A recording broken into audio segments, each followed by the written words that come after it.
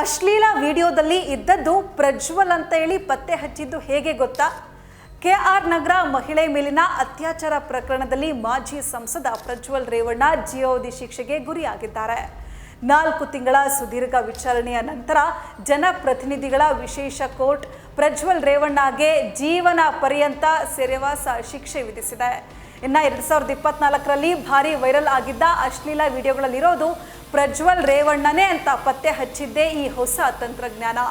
ಭಾರತದಲ್ಲಿ ಇದು ಮೊದಲ ಪ್ರಯೋಗವಾಗಿದೆ. ಹಾಗಾದ್ರೆ ಯಾವುದು ಆ ತಂತ್ರಜ್ಞಾನ ನೋಡೋಣ ಬನ್ನಿ. ಮನೆ ಗೆಲಸದ ಮಹಿಳೆ ಮೇಲೆ ಅತ್ಯಾಚಾರ ಎಸಗಿದ ಪ್ರಕರಣದಲ್ಲಿ ಪೆನ್ಡ್ರೈವ್ನಲ್ಲಿದ್ದ ಅಶ್ಲೀಲ ವಿಡಿಯೋ ಭಾರಿ ವೈರಲ್ ಆಗಿತ್ತು. ಈ ವಿಡಿಯೋದಲ್ಲಿ ಇರೋದು ಪ್ರಜ್ವಲ್ ರೇವಣ್ಣ ಅವರು ಅನ್ನೋದು ಕಂಡು ಹಿಡಿಯಲು ಎಸ್ಐಟಿ ಅಧಿಕಾರಿಗಳು ಹರಸಾಹಸವನ್ನೇ ಮಾಡಿ ಕೊನೆಗೆ ವಿಡಿಯೋದಲ್ಲಿರೋದು ಅವರೇ ಅಂತ ಪತ್ತೆ ಮಾಡುವಲ್ಲಿ ಯಶಸ್ವಿಯಾಗಿದ್ದಾರೆ.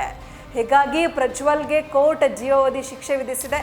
ಹೌದು, 2024ರಲ್ಲಿ ಭಾರಿ ವೈರಲ್ ಆಗಿದ್ದ ಅಶ್ಲೀಲ ವಿಡಿಯೋಗಳಲ್ಲಿರೋದು ಪ್ರಜ್ವಲ್ ರೇವಣ್ಣ ಅವರೇ ಅಂತೇಳಿ ಖಚಿತಪಡಿಸಿಕೊಳ್ಳಲು ಟರ್ಕಿಯಲ್ಲಿ ಜಾರಿಯಲ್ಲಿರುವಂಥ ತಂತ್ರಜ್ಞಾನದ ಮೊರೆ ಹೋಗಲಾಗಿತ್ತು. ಆ ತಂತ್ರಜ್ಞಾನ ಏನು? ಅದರಿಂದ ಆರೋಪಿಯ ಗುರುತು ಪತ್ತೆ ಮಾಡಲಾಗಿದೆ. ಇದು ಭಾರತದಲ್ಲಿ ನಡೆದ ಮೊದಲ ಪ್ರಯೋಗವಾಗಿದೆ. 2024ರ ಲೋಕಸಭಾ ಚುನಾವಣೆಯ ಸಂದರ್ಭದಲ್ಲಿ ಹಾಸನದಲ್ಲಿ ಪ್ರಜ್ವಲ್ ರೇವಣ್ಣಗೆ ಸಂಬಂಧಪಟ್ಟ ಅಶ್ಲೀಲ ವಿಡಿಯೋಗಳು ಸೋಷಿಯಲ್ ಮೀಡಿಯಾಗಳಲ್ಲಿ ವೈರಲ್ ಆಗಿದ್ವು.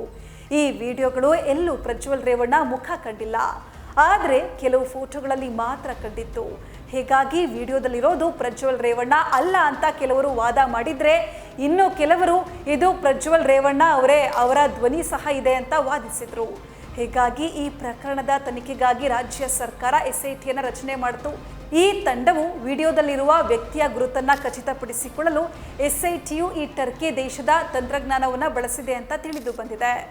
ಪ್ರಜ್ವಲ್ ರೇವಣ್ಣ ವೈರಲ್ ಆದ ವಿಡಿಯೋ ಪ್ರಕರಣದ ತನಿಖೆಯಲ್ಲಿ ಭಾರತದಲ್ಲಿ ಮೊದಲ ಬಾರಿಗೆ ಟರ್ಕಿಯಲ್ಲಿ ಬಳಕೆಯಾಗುವ ಅನಾಮೋಟಿಕಲ್ ಕಾಂಪ್ರಿಹೆನ್ಷನ್ ಆಫ್ ಜೆನಿಟಲ್ ಫೀಚರ್ಸ್ ಎಂಬ ಅತ್ಯಾಧುನಿಕ ತಂತ್ರಜ್ಞಾನವನ್ನು ವಿಶೇಷ ತನಿಖಾ ತಂಡ ಬಳಸಿದೆ. ಈ ತಂತ್ರಜ್ಞಾನದ ಮೂಲಕ ವಿಡಿಯೋದಲ್ಲಿರುವ ವ್ಯಕ್ತಿಯ ಗುರುತನ್ನು ಖಚಿತಪಡಿಸಿಕೊಳ್ಳಲಾಗಿದೆ. ಇದು ತನಿಖೆಯಲ್ಲಿ ಪ್ರಮುಖ ಅಂಶವಾಗಿದೆ ಅಂತ ಹೇಳಲಾಗಿದೆ. ಅನಾಮೋಟಿಕಲ್ ಕಾಂಪ್ರಿಹೆನ್ಷನ್ ತಂತ್ರಜ್ಞಾನ ಬಳಸಲಾಗಿದೆ. ಇದು ಹೇಗೆ ವರ್ಕ್ ಮಾಡುತ್ತೆ ಅಂದರೆ, ಅಶ್ಲೀಲ ವಿಡಿಯೋದ ಸ್ಕ್ರೀನ್ಶಾಟ್ ತೆಗೆದು ಪರಿಶೀಲನೆ ಮಾಡಲಾಗುತ್ತೆ. ಫೋಟೋ ಹೈ ರೆಸೊಲ್ಯೂಷನ್ಗೆ ಪರಿವರ್ತಿಸಿ ಪರೀಕ್ಷೆ ನಡೆಸಲಾಗುತ್ತೆ. ವ್ಯಕ್ತಿಯ ಖಾಸಗಿ ಅಂಗ, ಸೊಂಟ, ಕೈ ಫೋಟೋ ಹೋಲಿಕೆ ಮಾಡಲಾಗುತ್ತೆ. ಚರ್ಮ ವೈದ್ಯರು, ಮೂತ್ರಶಾಸ್ತ್ರ ತಜ್ಞರಿಂದ ಪರಿಶೀಲನೆ ನಡೆಸಲಾಗುತ್ತೆ. ಫೋಟೋ ವ್ಯಕ್ತಿಗೆ ಹೋಲಿಕೆ ಮಾಡಿ ವಿಡಿಯೋದಲ್ಲಿರುವ ವ್ಯಕ್ತಿ ಪತ್ತೆ ಮಾಡಲಾಗುತ್ತೆ. ಯಾವುದಾದರೂ ಒಂದು ಭಾಗ ಹೋಲಿಕೆ ಆದರೆ ಆರೋಪಿ ಪತ್ತೆಗೆ ಸಹಕಾರಿಯಾಗುತ್ತೆ. ಇದನ್ನೇ ಪ್ರಜ್ವಲ್ ಪ್ರಕರಣದಲ್ಲಿ ಎಸ್ಐಟಿ ಬಳಸಿಕೊಂಡು ಕೋರ್ಟ್ಗೆ ಚಾರ್ಜ್ ಶೀಟ್ನಲ್ಲಿ ಉಲ್ಲೇಖಿಸಿದೆ.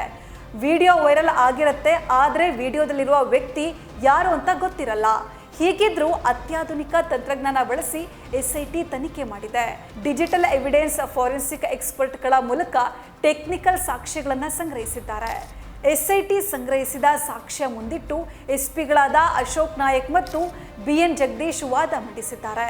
ಇವರ ವಾದಕ್ಕೆ ಕೋರ್ಟ್ ಪ್ರಶಂಸೆ ವ್ಯಕ್ತಪಡಿಸಿದ್ದು 480 ಪುಟಗಳ ತೀರ್ಪು ಬರೆದಿದ್ದಾರೆ.